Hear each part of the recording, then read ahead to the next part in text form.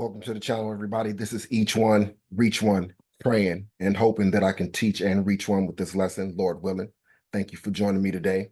All praise, honor, and glory to the God of heaven, the God of Abraham, Isaac, and Jacob, our Father Yahweh, and to our King Yahweh Shai. As always, thank you for joining me for this continued walk in truth through the Spirit and paths of righteousness. I thank you for your support in this ministry, for lending me your ears, right? So that I'm not just prophesying to the wind. The Lord has brought you here, and so we have work to do. Hopefully, you have been brought here for your betterment and not so that you can be made worthy for destruction. Prophecy and promise. This is where we are. We are continuing. We are digging through the Old Testament to get all the gems to understand the promises that lie in the prophecies. We want to understand the purpose for Christ's coming. Why did he come the first time? What is he going to do when he comes the second time? All of these things can be answered. All of these things can be known via the Holy Spirit and via the Old Testament. If you stay away from the Old Testament, you'll never know. If you're not endowed with the Holy Spirit, you will never know. So without further ado, let's get into it. Hosea chapter 2. Israel's unfaithfulness condemned. Remember where we were in the last video, the last lesson, when we finished off in Hosea chapter 1. We began that video with Romans chapter 9. We segued into Hosea 1, and we are continuing today in Hosea chapter 2. Say ye unto your brethren, Ami, and to your sisters, Ruhamah. All right, this is Hosea, the prophet of Israel. So when he says brethren, it means your people. He's an Israelite, so he's speaking to his people, the Israelites. Say ye unto your brethren, Ami. Ami basically means like a people, a nation, a tribe. And to your sisters, Ruhamah. Ruhamah means like to love or to have compassion. All right. Plead with your mother. Plead, for she is not my wife, neither am I her husband. Talking about Israel, because Israel has been divorced.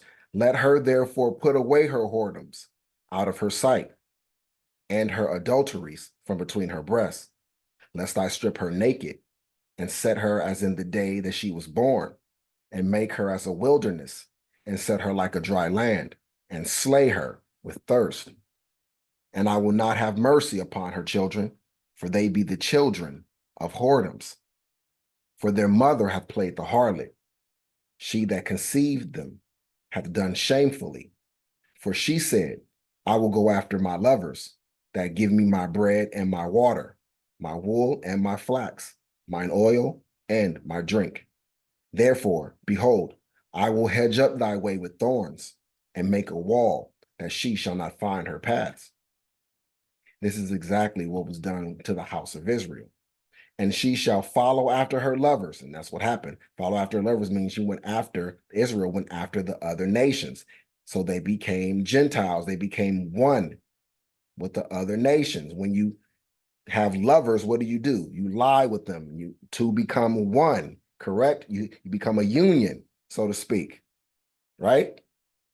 And so when Israel became a union with the other nations, she became Gentiles. That's what happened. And she shall follow after her lovers, but she shall not overtake them. And she shall seek them, but shall not find them. Then shall she say, I will go and return to my first husband, for then was it better with me than now. For she did not know that I gave her corn and wine and oil, and multiplied her silver and gold, which they prepared for Baal. Therefore will I return, and will take away my corn in the time thereof, and my wine in the season thereof, and will recover my wool and my flax given to cover her nakedness. He says, I'm going to take away all the benefits that she got from me, Everything that you benefited from me when we were married, now that we are not married, I'm taking everything away from you in the divorce settlement. You get nothing in the divorce settlement.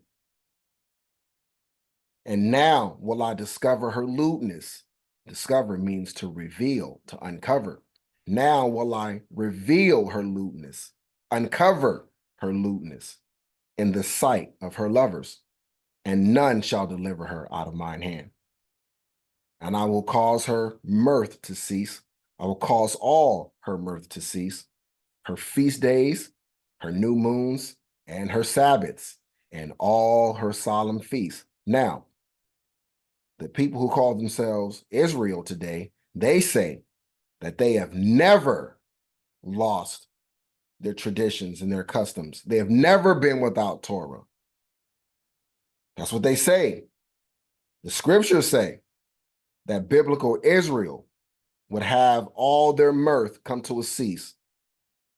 Their feast days would cease. They would no longer practice their feast days because they wouldn't even know them anymore. We would no longer remember them. Her new moons and her Sabbaths and all her solemn feasts. He brought it all to an end. Right? So you see that the house of Israel was disconnected from God. They no longer had any dealings with the temple, with the Levitical priesthood, with the sacrifices, with any of the rites of the temple, none of the ceremonial things that they were accustomed to, none of the tenets of the law or the commandments, none of it. It all came to an end. He made it all cease. That is what you see happening in the New Testament. The reason why all of the tribes are not together in Jerusalem. The reason why the apostles and the disciples had to go out to all these other countries and regions to go preach the word to the Gentiles, those that were lost.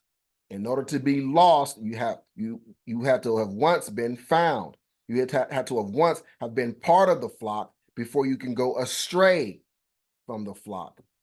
He says, I come to search out my sheep, my lost sheep. Not to come and gather brand new sheep. He came to seek out and find the sheep that were lost, those that went astray. These Israelites here. And I will destroy her vines and her figs, whereof she hath said, these are my rewards that my lovers have given me. And I will make them a forest, and the beasts of the field shall eat them. And I will visit upon her the days of Baalim, wherein she burned incense to them, and she decked herself with earrings and her jewels, and she went after her lovers and forgot me, saith the Lord. Ah, but look at this. After all of that, look what he turns around and does, because he does this often. He condemns and then he comforts. That's a good father. So he just finished condemning. Now he's going to give a word of comfort to his people. Therefore, behold, I will allure her and bring her into the wilderness and speak comfortably unto her. And I will give her vineyards from thence, and the valley of Achor for a door of hope.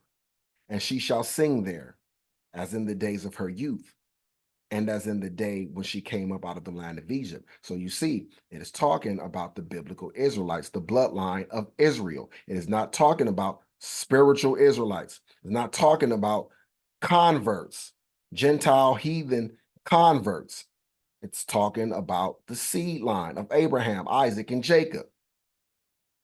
And it shall be at that day, saith the Lord, that thou shalt call me Ishi, and shalt call me no more Baali. For I will take away the names of Baalim out of her mouth, and they shall no more be remembered by their name. And in that day will I make a covenant for them with the beasts of the field, and with the fowls of heaven, and with the creeping things of the ground. and I will break the bow and the sword and the battle out of the earth, and will make them to lie down safely. This is a time still to come. But look, he says, and they shall no more call me Baali, Lord, because we call him Lord now, right? It's all through the Bible, Lord, Lord, here and there. But he says he's going to bring that to an end. We shall no more call him Baali. He's going to take that away from us, right? And in that day will I make a covenant for them with Israel, with the beasts of the field, and with the fowls of heaven, and with the creeping things of the ground. And I will break the bow and the sword and the battle out of the earth. There will be no more wars. We know this has not taken place yet, so this is an unfulfilled prophecy. And I will make them to lie down safely. The Israelites, he's promising to make them to lie down safely. This is what happens when Christ returns. And the day of rest, the day of our Lord, is the day of rest for Israel, when he will make us to lie down safely. And I will betroth thee unto me forever. You hear this? This is a story and a promise of reconciliation between God and his people, not a promise or a threat to cast them off and to throw us away. It is a promise of reconciliation, right? Of mending the burnt bridges and the broken, the fractured relationship. I will betroth thee unto me forever. This is his promise. He loves his people. Yea, I will betroth thee unto me in righteousness and in judgment and in loving kindness and in mercies. All of this he's promising to his people. It sounds nothing like the doctrine of Christianity, nothing like replacement theology. Somebody is lying. Either God is lying or the Christian church is lying. Who's telling the truth? Who's telling the lie? I'll let you sit with that. I will even betroth thee unto me in faithfulness, and thou shalt know the Lord. And it shall come to pass in that day, I will hear, saith the Lord. I will hear the heavens, and they shall hear the earth. And the earth shall hear the corn, and the wine, and the oil, and they shall hear Jezreel. And I will sow her unto me in the earth, and I will have mercy upon her that had not obtained mercy. And I will say to them, which were not my people, thou art my people. And they shall say, thou art my God. There is no mistaking that he is talking to the seed of Jacob, to the seed of Israel. He is speaking to the bloodline, not to spiritual converts. These are promises to them that he will keep. He made them knowing everything that would take place and transpire after this prophecy. He made them in lieu of it, and he made them knowing, understanding fully what was going to take place. And this has always been his plan. He didn't make this plan. He didn't give this prophecy. He didn't speak these promises. And then he was blindsided by things that he just never saw coming. And so now he had to adjust to that and throw the people away and then adopt himself a new people. That is blasphemy. That is not scriptural. All right. So this concludes Hosea chapter 2. You should have a better understanding now than you did before, especially if you compound the last video with this one. Compound your knowledge. Don't do a brain dump between lessons. All right. Keep building upon that house. And by the time this is all done, you will have a house firmly built upon the greatest and strongest foundation, Christ, and you will be unable to be moved. Right? So let us give again all praise, honor, and glory to the Most High God, Yahweh, and to our beloved King Hamashiach, Yahweh Shai. Grace, peace, and blessings to the saints, to all of you that have heard. I pray that you have been edified. If you have been edified, do not hoard it. Pay it forward. Each one, reach one. Till next time, everybody. Shalom.